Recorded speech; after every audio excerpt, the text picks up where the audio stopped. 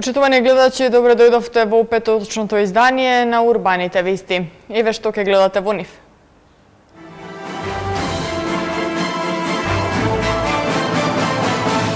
Се асфалтира патот Кадино Миладиновци во должина 2700 метри. Општина Бутел ќе добие нова индустријска зона. Се одржа 11-тата седница на координативно тело на скопските градоначалници. 50 домаќинства во Бутел доби решение за легализација на дивоградби.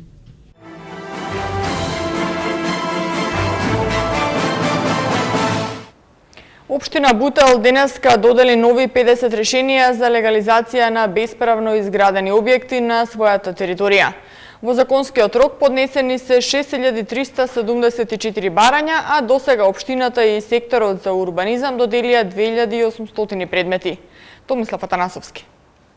Во големата сала на општина Бутел, градоначалникот Петар Латиновски на 50 граѓани денеска им додели решение за легализација на нивните диоизградени објекти. Со овие 50 нови доделени решенија, бројката на завршени предмети изнесува вкупно 2800. Продолжуваме интензивно со решавање на проблемите на граѓаните во врска со законот за бесправно изградени објекти, тоа е со законот за легализација. На големо задоволство денеска има можност над 2800 решенија веќе се решени. Денеска доделуваме негде околу 50 на решенија, меѓутоа сакам да истакнам дека од вкупно 6734, ние веќе 50% од решенијата ни се готови. Значи имаме 1160 решенија кои што треба секој момент да ги дополнат за да граѓаните да им бидат решена предметот.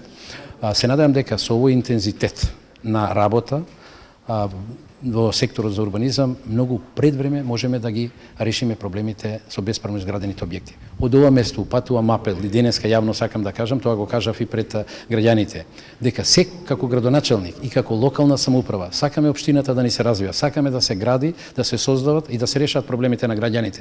Но сакаме да упатиме и друг апел, мора да се почитуваат законските норми кои што треба сите да ги почитуваме за да просторот на територијата на општина Бутел од ден на ден ни станува се поубав, поурбанизиран. За потсетување во законскиот рок во општина Бутел се поднесени вкупно 6374 барања за легализација на дивоизградени објекти. Општинските тимови што работат на легализацијата имаат обработено уште 1160 барања за кои се чека разрешување на имотно-правни спорови. Може да се каже дека повеќе од половина барања за легализација во општина Бутел се завршени.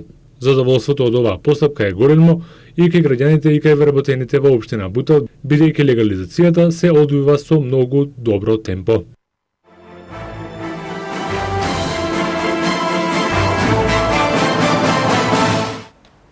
Градоначалниците на скопските општини денеска ја одржаа 11-тата седница на координативно тело, на која расправа за данок на имот, дистрибуција на решенија, информација за поставување времени објекти, урбана опрема на подрачјето на град Скопје, регулацијски планови на град Скопје, информација за пожари, опременост на општините за елементарни појави и кризен штаб. Градоначалникот Рајановски истакна дека откако е воведена присилната наплата на данок на имот, наплатата е зголемена за 32% во споредба со минатата година. Но и покрај ова, општините Сара и Шуторизари остануваат послаби неплаќачи на данок на имот, додека пак во општините Карпаш, Аеродром и Центар се поредовните плаќачи. Исто така направена и програма за поставување на времени објекти на територија на општините Центар и Газибаба. Во однос на елементарните непогоди, во овој случај од зголемениот ризик од пожари во летниот период донесен и заклучок да се вклучат градските и општинските противпожарни сојузи и да се ангажираат лица кои ќе бидат инволвирани според потребите од несаканите непогоди. Согласно на законот ние пуштивме присилна наплата и ги информиравме градоначалниците дека наплатата на данок на имот е зголемена во однос на истиот период лани за 32%. Така да и оние кои што не беа утужени, кои што беа утужени тие кои што не платиле 2008, значи 5 години, петата година наназад, значи тие кои што не платиле и овие години што се поблиску до 2014, веќе го плаќаат данокот на имот. Градот Скопје распиша тендер, избра фирма која што направи програма за поставување на времени објекти. Таа програма беше доставена до општините, до секој од општините, да ги даде своите забелешки, па после се вметнат во таа програма.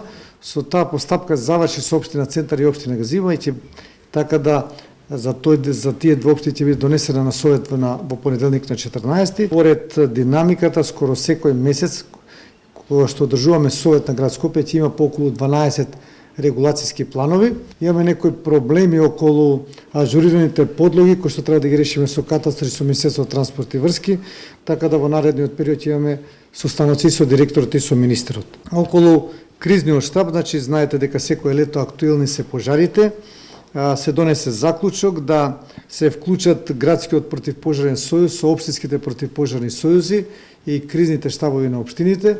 Значи овие градскиот и општинските противпожарни сојузи да ангажираат лица кои што претходно ќе подржат на обуки преку пожарната и тие лица во случај на гасење на пожар да добијат по околу 1000 денари дневница.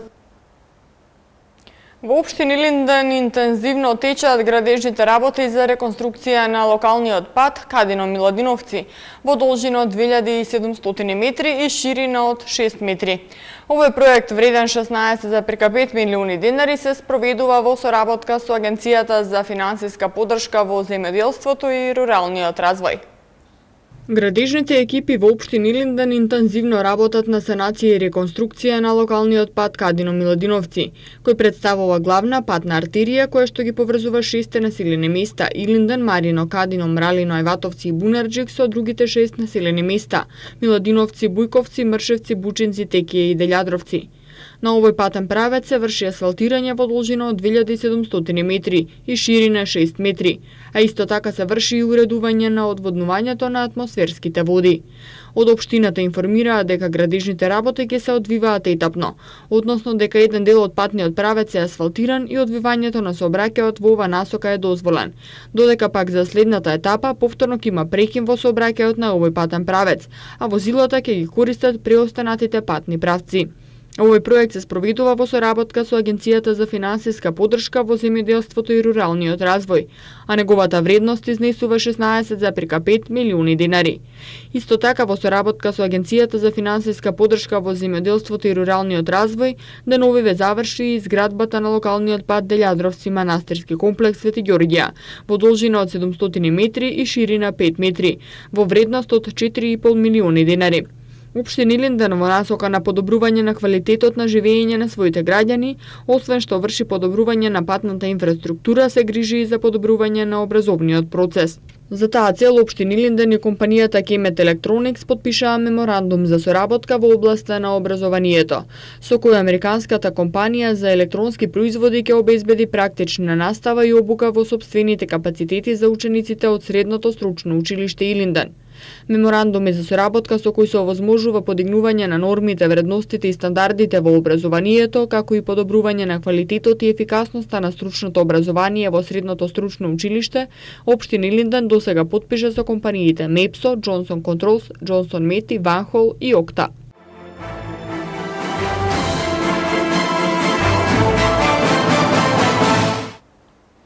Советот на општина Газибаба донесе одлука за ангажирање лица за интервенирање при елементарни непогоди. Лицата кои ќе бидат ангажирани ќе бидат упатени на обука во противпожарната бригада на град Скопје, од каде ќе добијат соодветен сертификат.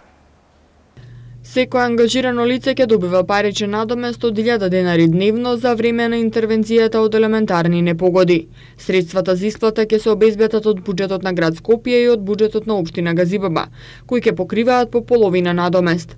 Општината за овие лица ќе обезбеди и соодветна опрема.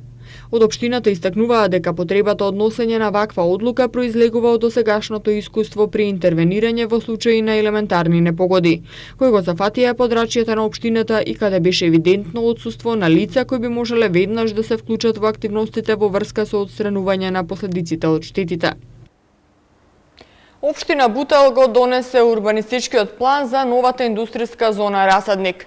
Површината на планскиот опфат изнесува 17,47 хектари, а предвидува 95 градежни парцели со големина од 600 до 3500 метри квадратни.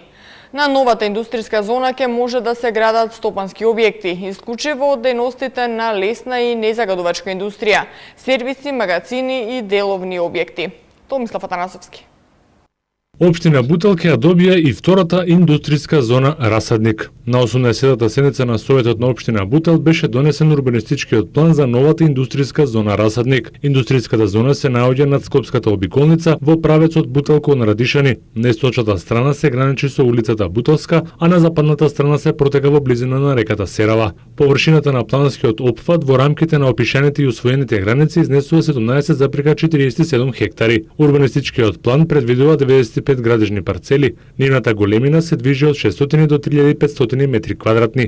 Повеќето градежни парцели се со големина од 1500 метри квадратни. Висината на објектите ќе изнесува 9 метри. Велат дека човек треба да биде упорен, затоа што упорноста се исплатува. Мислам дека во конкретниот случај се работи за 3 годишна упорност на локалната самоуправа на општина Бутел, јас како градоначелник, да оствариме нешто што сметаме дека ќе придонесе за побрз економски развој на општината Бутел. А тоа е на последната седница на Советот на општина Бутел се донесе планот, урбанистичкиот план за новата индустријска зона Расадник. Се протега на површина која што и на место која што на вистина уште пред многу години направиме проценка дека ќе биде поволно за привлекување на инвеститори кои што ќе на ова место отворат нови индустријски објекти. Поучени од искуството кое што го имаме со првата индустријска зона Визбего, мислам дека и опфатот кој што го опфаќа ова индустријска зона, како и местоположбата која што ја има ова индустријска зона, како и сообраќајната поврзаност, а воедно и инфраструктурните